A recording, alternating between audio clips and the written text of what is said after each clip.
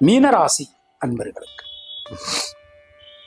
ராசியில இருக்கக்கூடிய ராகு கிட்டத்தட்ட 18 வருஷம் கழிச்சு விரயஸ்தானத்துக்கு போறார். குரு பகவான் ராசிநாதன் அவர் 4ஆம் இடத்துக்கு இந்த வருஷம் மாறுறார். 30 வருஷம் கழிச்சு நமக்கு இந்த வருஷம் சனி பகவான் ராசிக்கு வர. ஜென்ம சனி, 7.5 சனி, எதை எடுத்தாலும் பிரச்சனை அப்படின்னு சொல்லிட்டு எதை திறந்தாலும் மீனராசிக்கு ஒரே நெகட்டிவா இருக்கு. ஆனா நம்ம ராசியை பொறுத்த மட்டில், மீனராசியை பொறுத்த மட்டில் சனி பகவான் நம்ம ராசிக்கு நட்பு. பாவோத்பாவத்தின் அடிப்படையில் எடுத்துக்கும் போது நட்பா நம்ம கிரகமானது நமக்கு அமைஞ்சிருக்கு. ஸோ மனசுக்குள்ள சில சஞ்சல நிலை வந்தாலும் எல்லாவற்றையும் தாண்டி உங்களால நல்லபடியா ஜெயிக்க முடியும்.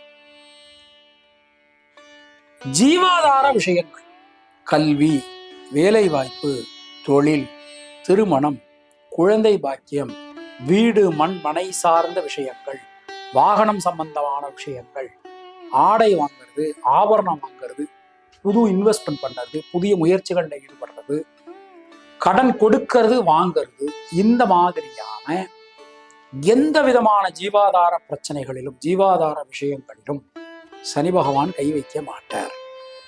அப்ப எதுல நம்ம கவனமா இருக்கணும்னா ஹெல்த் ஆஸ்பெக்ட்ல ரொம்ப ரொம்ப கவனமா, முக்கியமா ஜாயிண்ட்ஸ் சம்பந்தமான விஷயங்கள், ஹார்ட் சம்பந்தமான விஷயங்கள், இதுல நாம ரொம்ப ரொம்ப கவனமா இருக்க வேண்டிய ஒரு நேரம். பயணங்கள் திட்டமிட்டபடி நல்லபடியா நடக்கும். விசா சம்பந்தமான பிரச்சனைகள் அது எல்லாமே நமக்கு சரியாகும். எல்லா காரியங்களிலுமே அனுகூலமான ஒரு தன்மை நமக்கு ஏற்படும்.